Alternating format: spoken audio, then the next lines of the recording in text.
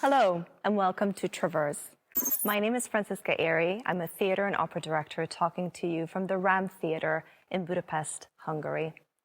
Every week, I'll be talking to different industry professionals from all over the world about their careers, the shifts and adjustments they had to make during this pandemic, and their hopes and dreams for the future.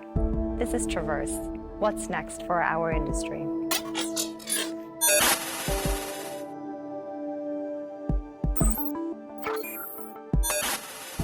Today, I'm chatting to Katy Lipson.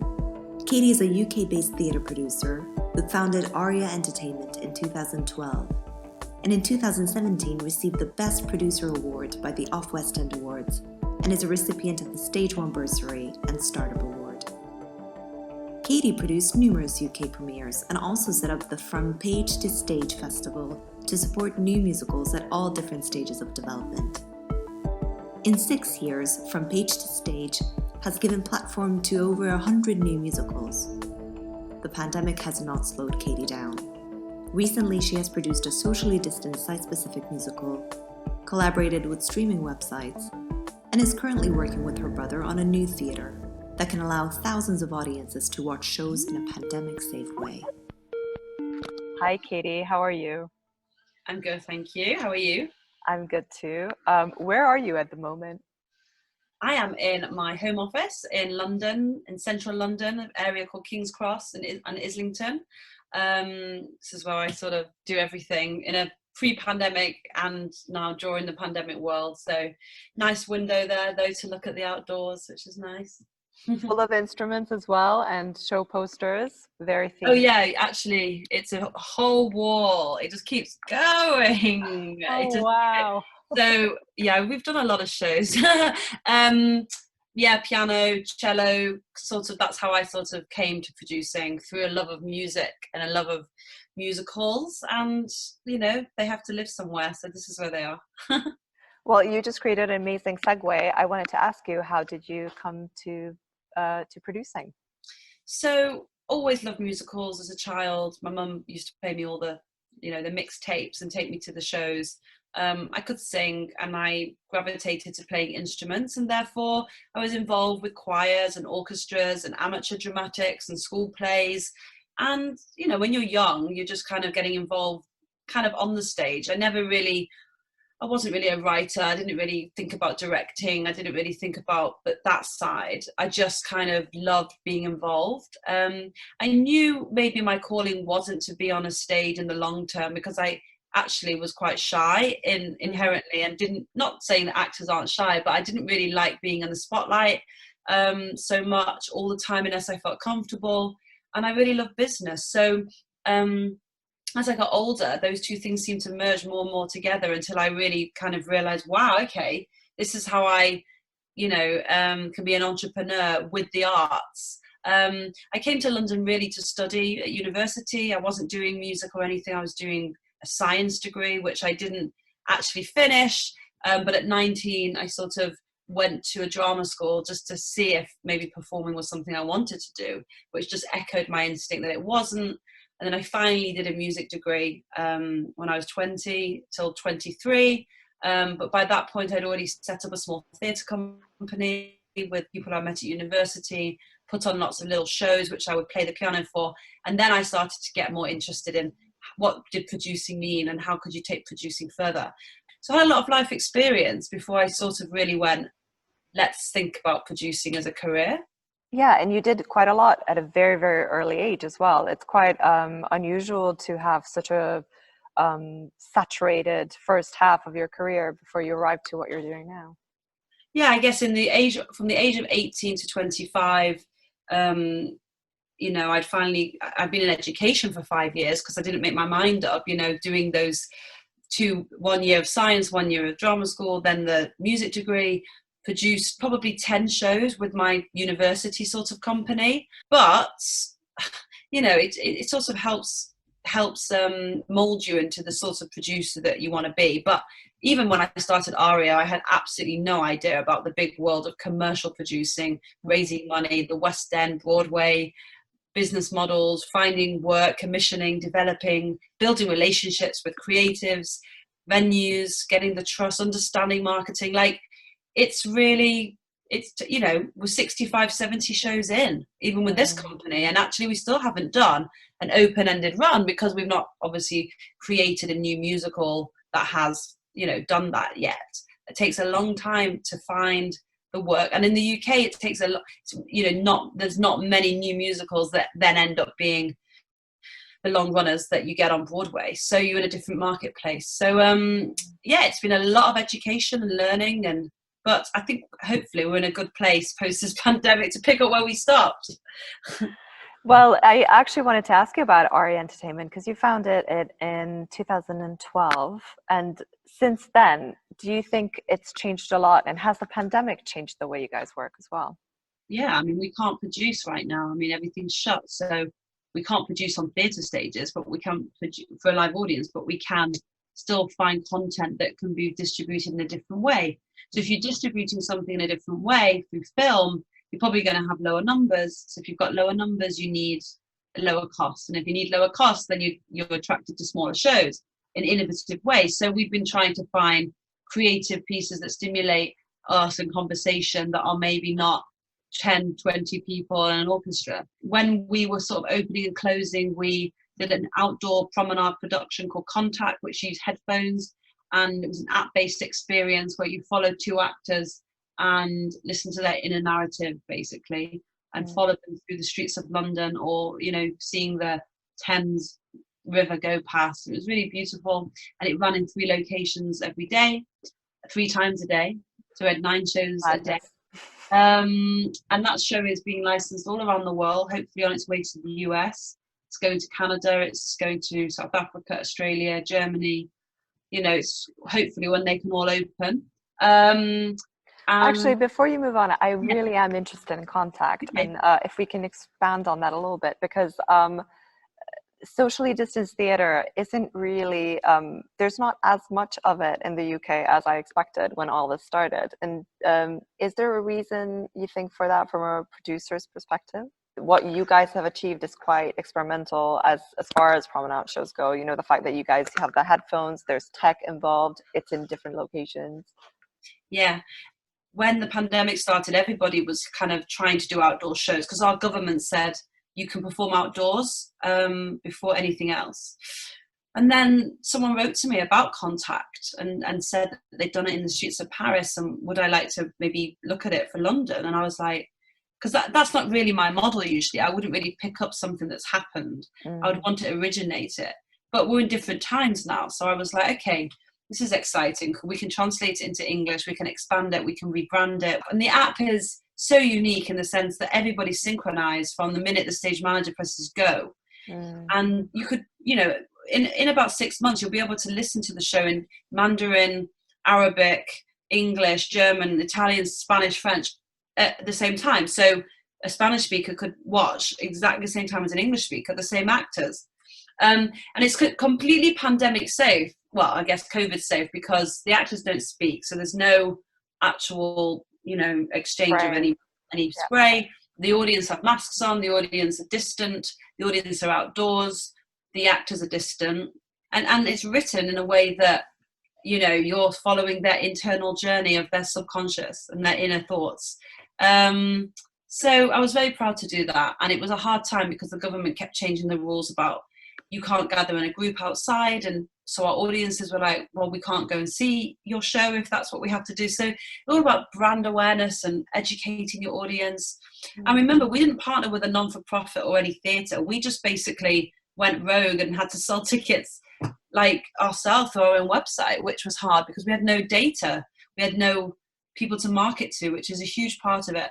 I tend to find that innovation in our market sits more with the subsidised sector, which we have a very strong subsidised sector, which is funded from our Arts Council England, and they tend to have more money to take those risks and not need to break even when the technology costs so much up front. But the model with Contact is to get it licensed all around the world. So eventually those royalties will pay off the investment in the app and the technology that one needed to invest in the first place. And what were you collaborating with anyone on that app? How did the app? Yeah. How did you develop it? So, no, so that really came from the French company. They created it, the music drama, and the director Samuel Sene, who was someone that I'd met in London when he came over to see if we could collaborate. And then 3 years later, he said, "Oh, I've got this." So it just proves to you how everybody you meet, you never know when you might actually have a project. And then I worked with a French English producer that lives here called Mathilde Moulin, and together with them, we brought it to England and sort of evolved it. But the technology was very much created by them. They, hats off to them for making it happen. Samuel's a very smart impresario. He's a conductor, he's a composer, he's a director, he's an actor, he's a writer. He's got a PhD in psychology. He speaks 3 languages. He's just so clever. Wow. And he knows a lot of people. So he connects with an app-based company who he's friendly with to say, and then someone else came up with the actual idea, called Gabrielle Jourdan, and then they came together to write a script with someone else. And then they all just got stuck in because they wanted to do something. So it's all who you know, as you know, in this business, because you go out and say to an app company, "Can you do this for me?" in a normal time. And it could be, I'm not saying it wasn't expensive, but it could be very expensive. And, the show has a lot of what we call royalty participants, as in there's lots of people to pay, because there's lots of people that have created things and they get paid out of the royalties. So they get paid off for their investment. And in terms of working with tech, is that something you were experienced in, or was there something that you had to kind of learn on the job? I wasn't experienced in it at all, but I like to do things for the first time. So, for example, every show we've ever done, if you go on our website, is a world premiere, a European premiere, a northern premiere, or is a reinvention of something, like our production of the last 5 years, which just finished its final stream, where it came back as an actor-musician production where Kathy and Jamie play the piano at different times. It's never been done like that. So ultimately, I was attracted to Contact because I could do a show during the pandemic. I was being brave. I was giving people jobs. I was not just sort of shutting up shop till things were clearer. And I liked the fact that it was app-based. I thought that was so innovative. You put the headphones on and everything's a 3D sound world, which I love. I love that idea of walking down the street feeling like you're in a movie. And it's a very cathartic play as well. People were very moved by it. I'm interested in anything that is groundbreaking or takes another step or gives an individuality to us in some way. I think tech isn't used as much in theatre as it could be. Of course, it's expensive. But I think that and you also don't want to take away from what's so great about live theatre. But I think it can be used to enhance.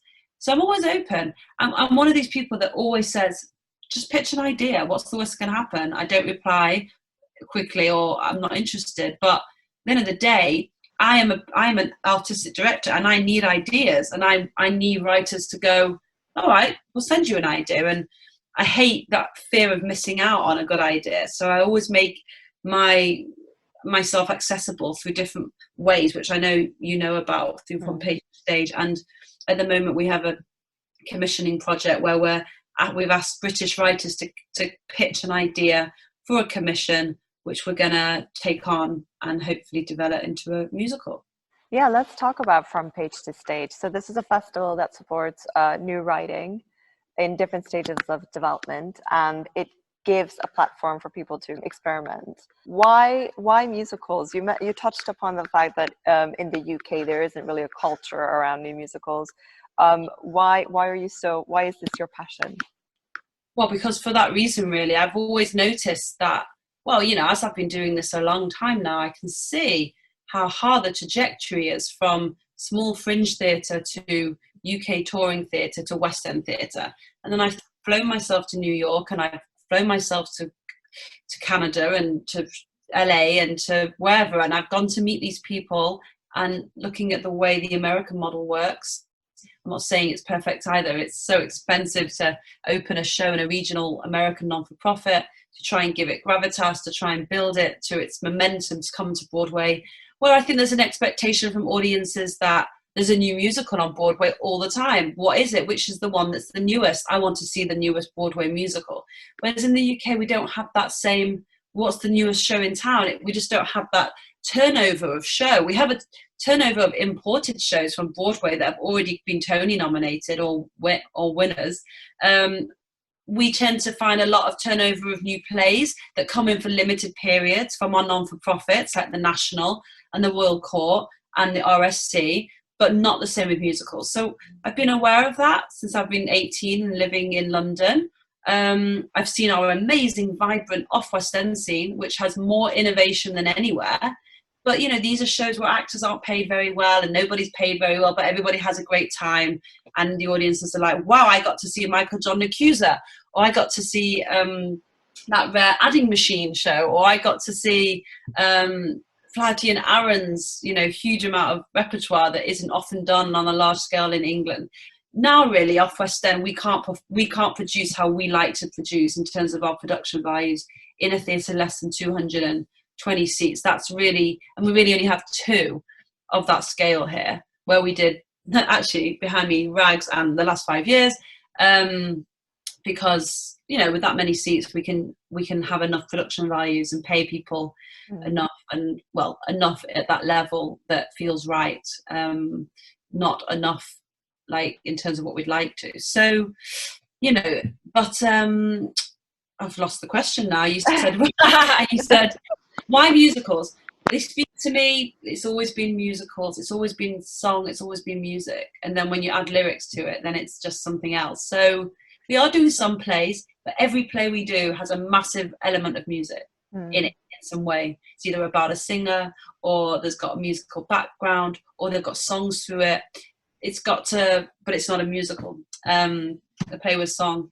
So I want to champion that. And From Page to Stage was a way for me as a young producer to say, how do I deal with my OCD with new submissions? Okay, I form a portal where everything's unified in a systematic way. So I go 3 songs, 3 scenes, that's got promise, send us some more.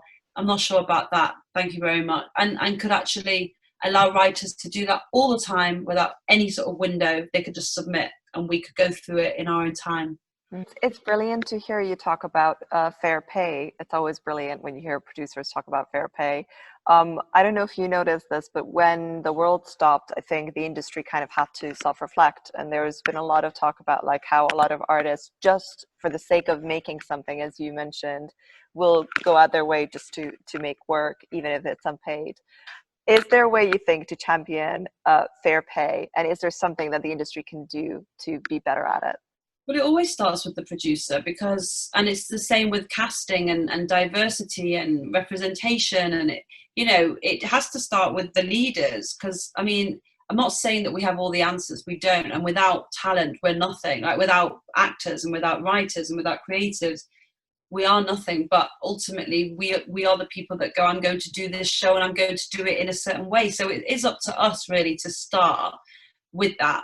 I mean, I think there's a world where if you're very, very young and you're starting off and you're all a collaboration, in England specifically, and there's actors want to make work and they want a producer to front some money, and they're all working, they're all very inexperienced and they're all doing it for the first time. There's a world where that almost feels like a collaboration between that group of people who all have their specific roles.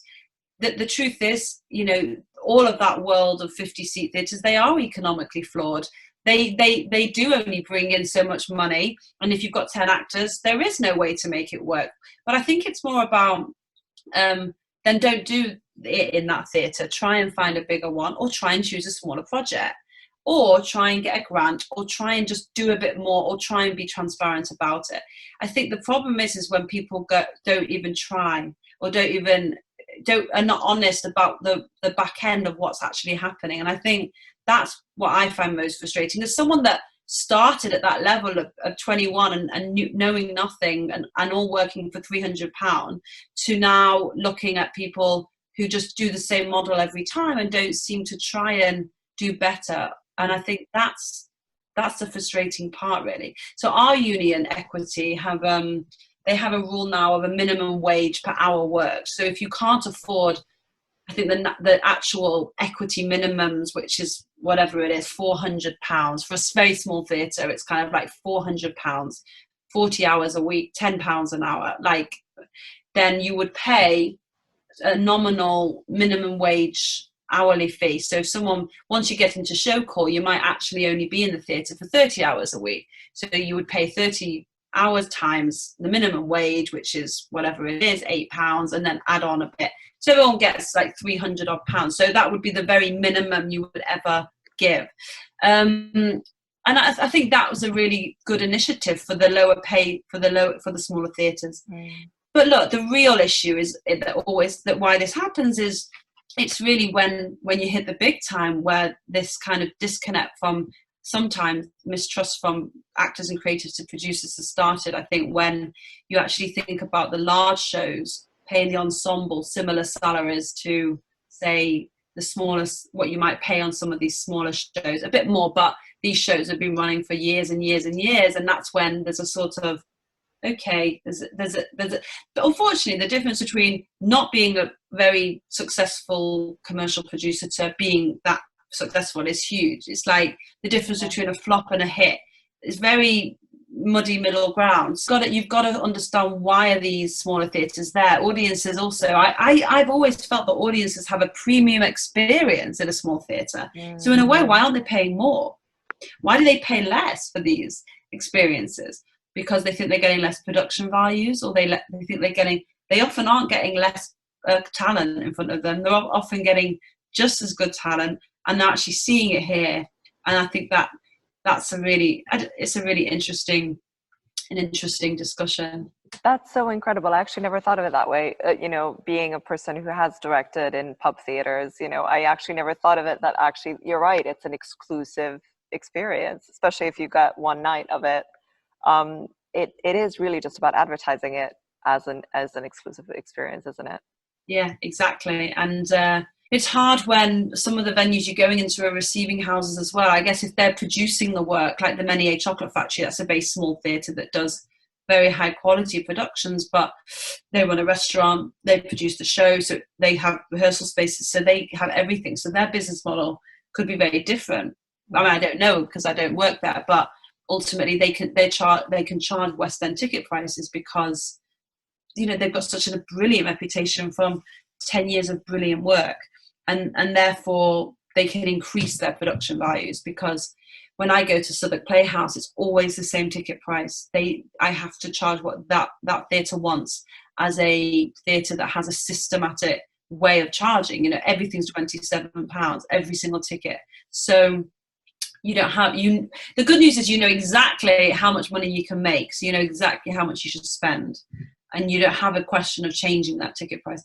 It's just look, all the skills you need to do all of these things are the same, but doing Adam's Family and talking to tour bookers about different ticket prices at different venues and flexi prices, and it's a very different ball game. And I used to sit in those marketing meetings going, oh my gosh, like, wow, I'm for the first time in my career earning a salary from a show. And second of all, I can't believe how many tickets we sell on a week by week basis. And then I go, oh, well, it is 26 weeks in venues of 1,500 seats. So that is obviously going to be a lot of seats. And, my commercial career, I've only really done 3 or 4 shows of that scale. My real expertise is this kind of off West End scene, which which I'm evolving from, but will never ever leave. What you mentioned about a smaller venue with smaller capacity means less income must be even more difficult right now, where we might have to socially distance as audience members. Do you have any thoughts on how that's going to work when we are back? With the last 5 years, we were on in March. Our last show was March 16th. We closed the show. It sat in the theatre dark for 6 months. We opened in October when our government said you can open. We took out 110 seats. The venue got a grant and used that money to insert plastic screens, get a fog machine. That grant helped them subsidise the fact that they had to close their second space, have no bar sales, direct. We did a box office split, which did really well in the end. The venue got the same rent as they would have had it been a rent. Oh, congrats. I had exactly the same running costs. So for me, it was still very difficult. Had half as many seats, had lost all the money from March, had to reinvest more money to reopen, had the same running costs, and then closed early again because we were shut down again. So we went to do 6 weeks, we did 4 weeks, but it was so well attended that we made back, you know, I don't know, 70% of the income we'd lost in March, which was great. And then we filmed the show with Stream.Theatre, a new platform, which is like the sister company of Broadway On Demand in the US, who really wanted the show. They provided cameras and editing. We had their platform. We put it on there, sold another couple of thousand of tickets, and think hopefully we've made up the final bit of that budget that we lost. But I'm really proud that in a pandemic I managed to reopen a show which closed again, recoup the money from it. So I think moving forward, I've got 4 or 5 new productions that I'm in the process of pre-production. They're all films. Some are musicals that exist in people's homes one by one that gets edited together. Some are musicals that exist on location that then feels like everyone's in their own room. Some are shows that we do on location that are hybrid music and text and promenade within the space because it's kind of like an immersive space. All of them are shows that we control hopefully the output for. They're all new writing, so we'll try and stream them, then get them on other arts channels, then maybe get them bought by a subscription platform. So thinking about that, the rollout of the show from a commercial perspective, and all of them are shows that we want to put on as live stage shows, of which 2 could be done with social distancing because they're smaller. So we're actively looking for projects that exist in the digital space in a brave way and creative way. Projects that are smaller that can live in a live theatre space for later on when we do open with social distancing. And then trying to keep some headspace for our big tours like Addams Family, which is meant to be doing a whole year's tour. It's moved 6 times now. The Osmonds, which is a world premiere musical about the Osmonds, which is doing a massive national tour in the UK. And then we've got a play we haven't announced, which is a revival, which is touring 17 weeks with an American actress we're flying over, which is all, you know, so these are 3 major shows, as well as developing a Sammy Davis Jr. musical. We're doing Zorro, the musical, The Mask of Zorro with the Gypsy Kings, which closed also in the pandemic, which we want to bring to London. So, yeah, I know I speak very fast. That's how my brain works, very fast. No. I'm just exhausted listening to all the things you're doing at the same time. You're like juggling, like you're in the circus. It's insane. I have to juggle, and I do it because I love the work. I mean, I was just saying to my brother, like, I'm so tired today because I'm working harder than ever for shows that are harder to get together, which probably will earn me much less money.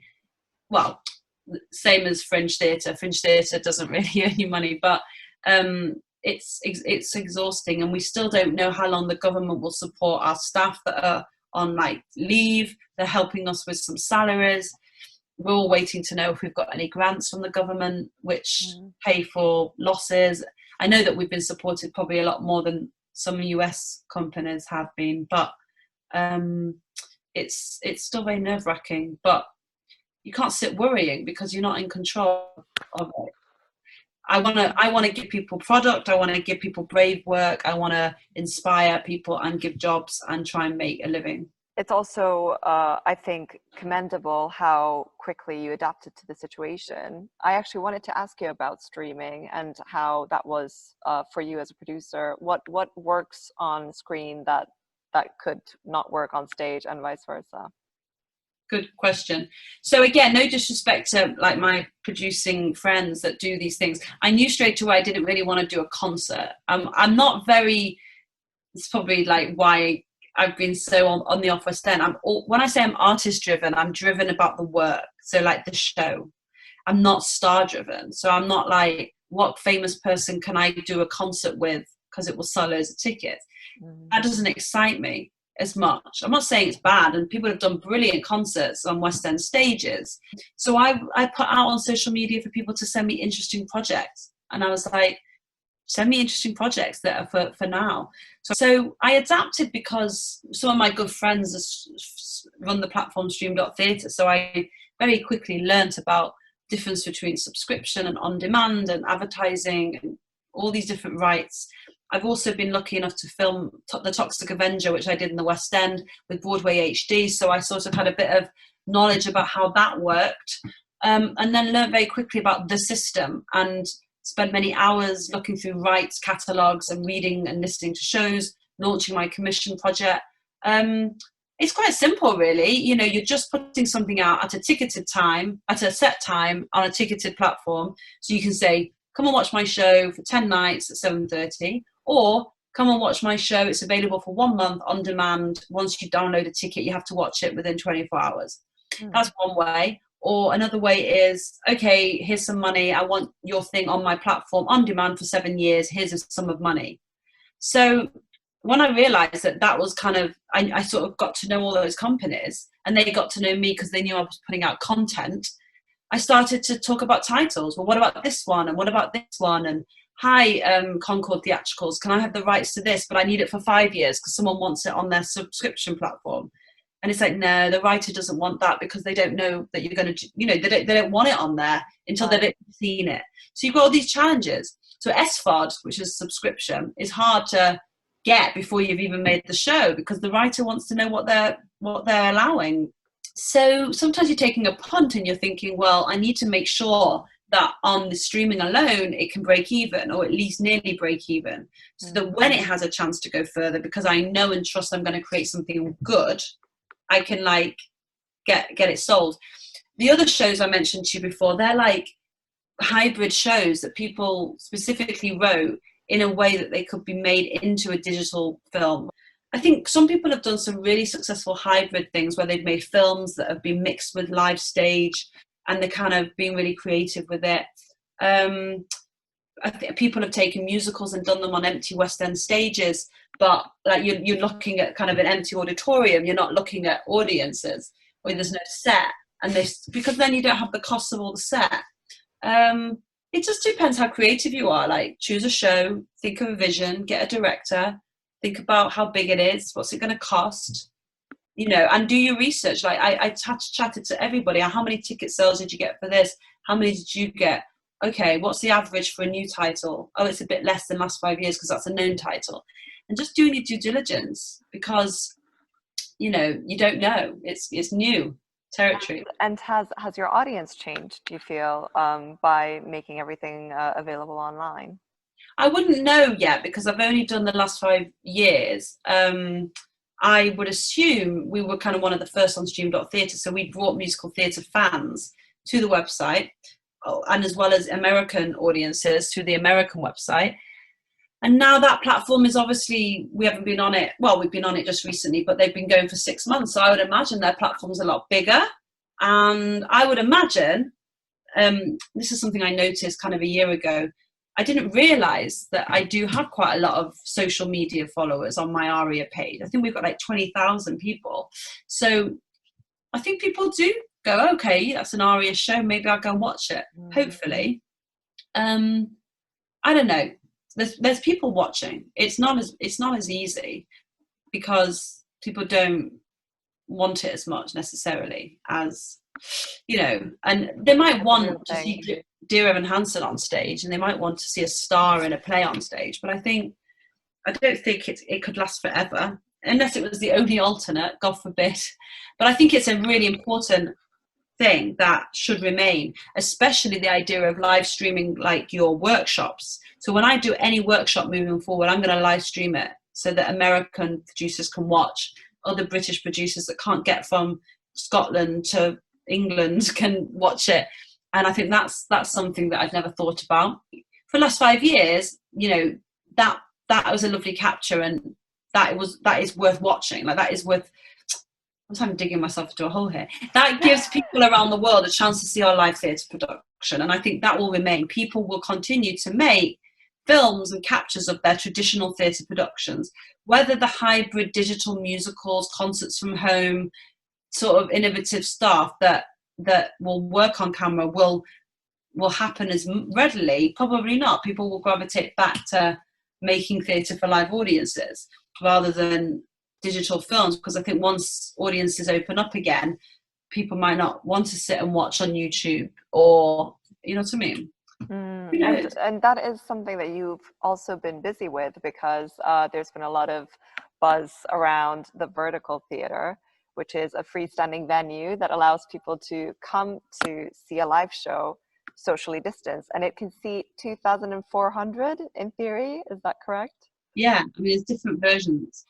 So vertical theatre kind of sits outside of Aria. It's me as an independent producer partnering with an architect firm called Aria Entertainment and some other directors who live in the digital space and different promoter space, who all came together to discuss this concept, which my brother, Rick Lipson from Stewfish Entertainment Architects, sort of designed. They work in the rock and roll world.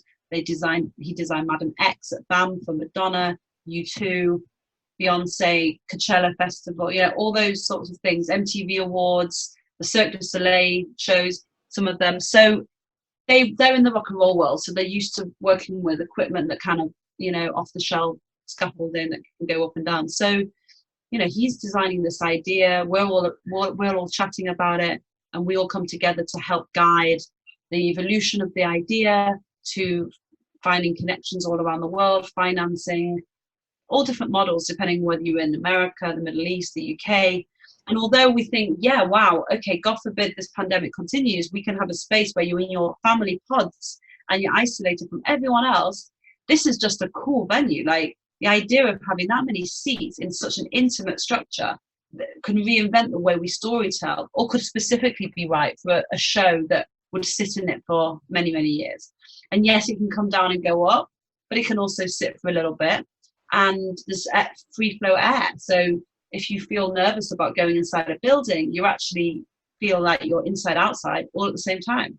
I don't know how audiences will feel in the grand scheme of things. You know, it's always easy to not really understand the impact until you're actually back doing and going, oh, numbers are down, you know. So I think we've got a long way to go till we see the numbers that we had pre-pandemic. Tell me more about the actual structure, because I'm actually so interested in it. How do I imagine this? Is it weatherproof? Yeah. Well, it's got a roof. I mean, you're not going to be like as warm as you are inside a theatre. It really is like being at a festival, but in a seat that keeps you covered, that gives you airflow. And there's little kind of windows on it, so you can like make sure the rain doesn't come in. And you know, the roof is so solid that it can support a proper rock and roll rig of light, sound, and AV and video. Sorry, you know, if you had a building that was undergoing renovation and you needed a temporary building next to you, it's kind of like the modern day circus tent, except every seat is good and every seat is comfortable and every seat have the most amazing angle. And if it was a circus show, it might be better that you're on the top seat than at the bottom. It's just so innovative. Like, one day I would love to just create a show for the theatre specifically to sit in it forever, you know. And it's a completely uncharted territory as far as I know. Yeah, I mean, people have had some pop-up things, but they put them in sites and it's very hard to build an audience, and they don't necessarily add a dimension that's any better than a normal proscenium. They're just a pop-up proscenium or whatever, whereas there's something very innovative about this in its execution, in the way it's like it is a mini arena, but yet it's intimate. I think it's the future, you know, and who knows what will happen and where the first one will appear, but watch this space. Katy, I have so many other questions, but I know we're running out of time. So I guess I'm just going to ask you a big general question of like, where do you think theatre is going next? It's given rise to quite a lot of new talent recently, you know, because some of our West End theatre owners have allowed sort of like really good deals in their venues. So younger people have taken a punt to get that opportunity and got people together to go on and do a show. Like, there was a really cool show called like a Dragatha Christie, like a drag show with some of RuPaul Drag Race contestants, I think, in London, that sadly closed the pandemic, but it looked really cool. And there's different people doing plays and musicals. So there'll be new voices heard, and there'll be new stories told. There'll be a backlog, there'll be still some gatekeepers not allowing new blood in, but there'll be some others that are willing to take risks. I think we will sadly have lost some people to the industry. We'll have less people competing. I think we'll all value getting a digital capture of our shows more and budgeting for that. I think we need to all work together more collaboratively to bring down the price of theatre and that's everybody. You know, if the price comes down, then the marketing prices have to come down, then the agency commissions need to come down. Like, everything needs to change, because we're going to be in a massive recession after all of this, and people are gonna, it can't just be that the wealthy people still go. We have to be able to allow equal opportunities for audiences. Otherwise, we won't evolve the stories we tell, and it will always be the same stories being told, which won't be very creative, really, and art won't imitate life, and it should. So, for me, though, whether I'm in a bubble or not, I just kind of keep going. You know, I listen to what people are saying, and a lot of bigger commercial producers, once they've been commercially successful, they don't really know how to exist in a world where they can't make the numbers work, which I understand. They can't run these shows and lose $100,000 a week, but could they be doing other things? How could we all work together to make sure the regional theatres survive? If they're looking for product, what product could we bring? So collaboration, perseverance, it will be different. It will never be the same, but the world will never be the same. You asked where I was. I'm in Hungary in the RAM Theatre, and I ask every guest as a goodbye. This theatre seats 650. We have a balcony. We have a very good modern lighting rig. You have a trapdoor, a revolve. If you were here with me, and if anything were possible, what would you like to make in this space? Light in the Piazza, the musical. I love it, and I want to produce it one day. I just love the score. I find it so romantic. To find a musical theatre score that makes me feel like I do when I listen to classical music, which actually is my first love above musicals. So, because that's just the thing that, you know, you don't have to think, because there's no lyrics or anything. You're just like lost in it. I've always wanted to do it with full orchestra, so I think they probably would love it. And I think on a revolve it would be perfect. You know, it's 16 actors, orchestra, perfect. Well, thank you so much, Katy, for joining us here, and good luck with all your juggling. You're probably one of the busiest people in the industry right now. Probably. Oh yeah, always busy, but yeah. Well, thank you for coming on, and stay well and stay safe. Cheers.